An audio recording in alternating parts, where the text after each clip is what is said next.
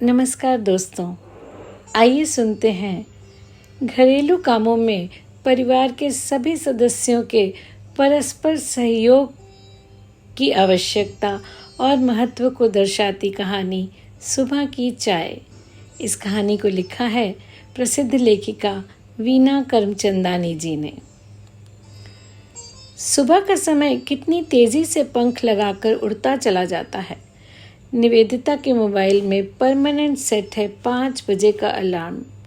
उस समय का थोड़ा सा आलस उसके लिए मुसीबत बन जाता है। उठते ही फुल स्पीड पर चलते पंखे की तरह फर फर भागती है निवेदिता। तब जाकर जैसे तैसे संभाल पाती है घर के रोज़मर्रा के काम और सबको थोड़ा बहुत संतुष्ट कर पाती है। चारों तरफ से आवाज़ें आती हैं, निवी, बहू और 2 अलग अलग आवाज़ों में मम्मी मम्मी की पुकार। आवाज़ें भी उनकी, काम भी उनके। जितने समय में वह उनकी बात सुन पाती है उतनी देर में तो वह काम पूरा भी हो सकता है, यदि आवाज़ देने वाला उस काम को खुद कर ले। पर कोई भी काम खुद क्यों करे? पति काम करे तो ऐसी शादी का क्या फ़ायदा? पापा जी तो ससुर हैं, बहू का फ़र्ज़ है उनकी सेवा करना। और बच्चे तो बच्चे हैं, छोटे हैं अभी। उनका ध्यान माँ नहीं रखेगी तो कौन रखेगा? सबको समय पर नाश्ता और खाना चाहिए, घर व्यवस्थित होना चाहिए, वॉशरूम चमचमाता होना चाहिए। बच्चों का होमवर्क करवाएगी निवेदिता, उनके प्रोजेक्ट भी वही बनवाएगी। ड्राइंग रूम में कुशन बिखेरे कोई भी, मगर उसे सही जगह पर रखेगी निवेदिता। कुल मिलाकर संक्षेप में निष्कर्ष यह है कि घर तो महिलाओं से चलता है, इसलिए सबको संतुष्ट करने की पूरी जिम्मेदारी अघोषित रूप से निवेदिता की ही होगी। निवेदिता नौकरी करती है तो क्या हुआ? हमने तो उसे नौकरी करने को नहीं कहा था। कमल का अच्छा खासा बिजनेस है। शादी से पहले उसी ने कहा था कि वह नौकरी नहीं छोड़ेगी। उसका अपना निर्णय था। वैसे भी कौन से पत्थर तोड़ने जाती है ऑफिस में? शाही एसी कमरे में आराम कुर्सी पर बैठना, घंटी बजाने पर सामने चमचमाती क्रॉकरी में चाय पानी पेश हो जाना, फाइलों पर चिड़िया बैठाना, मीटिंग हो तो 2-4 सलाहें दे देना, अपने अधीनस्थ कर्मचारियों को लपकाना, यही तो करती है निवेदिता ऑफिस में। अब भला इसमें क्या थकान? घर के हर सदस्य का यही सोचना है। निवेदिता को ध्यान आता है, शादी से पहले पढ़ाई करने के बाद 2 वर्ष तक वह अच्छी नौकरी के लिए हाथ पांव मारती रही थी। माँ बाबूजी पूरा ध्यान रखते थे उसका। माँ उसे सुबह जल्दी उठाकर गरम गरम चाय बनाकर देने के साथ उसे पढ़ने की मेज पर पहुंचाकर ही किसी और काम में लगती। रात को बाबूजी ही उसे देर रात दूध गर्म करके देते। कभी कभी भूख लगने पर मैगी भी बना देते। और तो और बाबूजी ही सुबह उठकर उसकी स्कूटी साफ करके घर के बाहर खड़ी कर देते ताकि उसे कोई परेशानी ना हो। माँ गृहिणी थी, फिर भी बाबूजी इस बात का पूरा ध्यान रखते थे कि माँ पर काम का ज़्यादा बोझ ना पड़े। बाबूजी का कहना था, इंसान को इंसान समझना चाहिए, जानवर नहीं। जानवर पर भी ज़्यादा बोझ लाद दिया जाए तो वह टस से मस नहीं होता, फिर चाहे आप उसको कितना ही हाँक लो। मगर औरतें तो इमोशनल अत्याचार की मारी होती हैं। सबको खुश करने के चक्कर में खुद ही सारे काम करती चली जाती हैं। निवेदिता जब भी बाबूजी को अपने काम करते देखती तो उन्हें मना करती। बाबूजी मुस्कुराकर कहते, तू मन लगाकर पढ़ाई कर, नौकरी अच्छी मिलेगी तो राज करेगी हमारी बिटिया। निवेदिता अक्सर ये याद करके मन ही मन बुदबुदाती, राजयोग नहीं, कार्य रोग लिखा था आपकी बेटी के भाग्य में। बेचारे पापा कहाँ जानते थे कि जरूरी नहीं कि सब उनके जैसे ही घर के काम में सहयोग देते हों और महिलाओं पर घर के काम के बोझ के मर्म को समझते हों। शादी के बाद निवेदिता ससुराल आई तो छुट्टियों के दिन घूमने फिरने में निकल गए।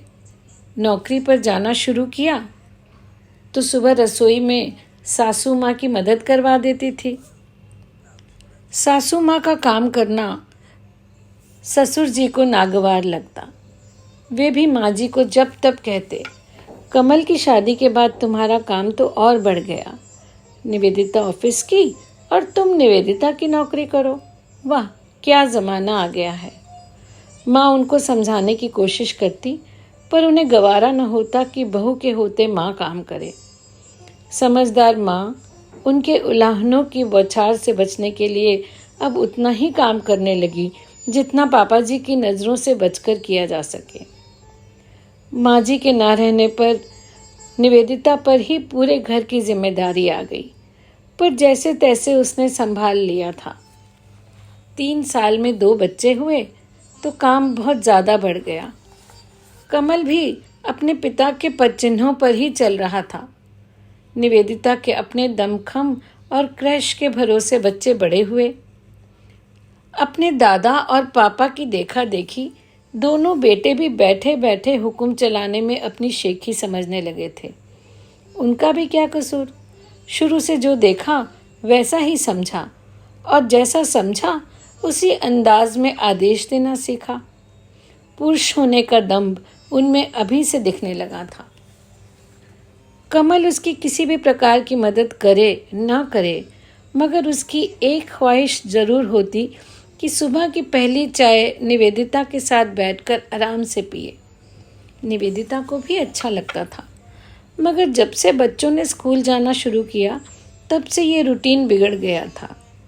निवेदिता बच्चों को उठाए, नहलाए, तैयार करे, उनका नाश्ता बनाए, इसलिए वह चाहकर भी कमल के साथ बैठकर चाय न पी पाती। निवेदिता कमल को चाय देकर खुद आते जाते रसोई में ही काम करते करते चाय पीने लगी। कमल लगभग रोज उसे ताना देता। सुबह सुबह कुछ पूछो तो जवाब भी ढंग से नहीं देती। कभी तो कूल रहा करो, सुबह की चाय तक साथ नहीं। चाय पीने में कितनी देर लगती है, पर तुम चाहती ही नहीं हो कि साथ चाय पी जाए। वह सुनकर अनसुना करने लगी।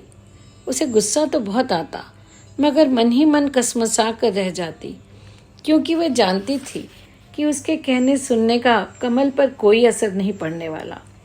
निवेदिता तंग आ गई थी सुबह की रोज की किचकिच से। रोजाना की तरह आज भी कमल के लिए सुबह की चाय टेबल पर रखकर निवेदिता रसोई में जाने लगी तो पीछे से आवाज सुनाई दी, कभी तो चाय साथ पी लिया करो। निवेदिता झट रसोई में जाकर चाय का गिलास लाई और धम्म से बैठ गई कुर्सी पर। कमल के साथ चाय पीते हुए वह भी आराम से अखबार के पन्ने पलटने लगी। तभी बच्चों की स्कूल बस का हॉर्न सुनाई दिया। टिफिन नहीं लग पाया था, इसलिए बच्चों को आज बिना टिफिन लिए स्कूल जाना पड़ा। अब कमल के सामने 2 खुले विकल्प थे। एक तो यह कि वह निवेदिता के साथ काम में हाथ बटाए, दूसरा यह कि सुबह की चाय अकेला पिए। दूसरे दिन निवेदिता को सुखद आश्चर्य हुआ जब कमल ने उससे कहा, मैं बच्चों को स्कूल के लिए तैयार करता हूँ, तब तक तुम उनके लिए टिफिन लगा दो। आज से सुबह की चाय मैं ही बनाऊंगा। अब हम साथ बैठकर सुबह की चाय पी सकते हैं ना। तो दोस्तों, ये थी कहानी सुबह की चाय।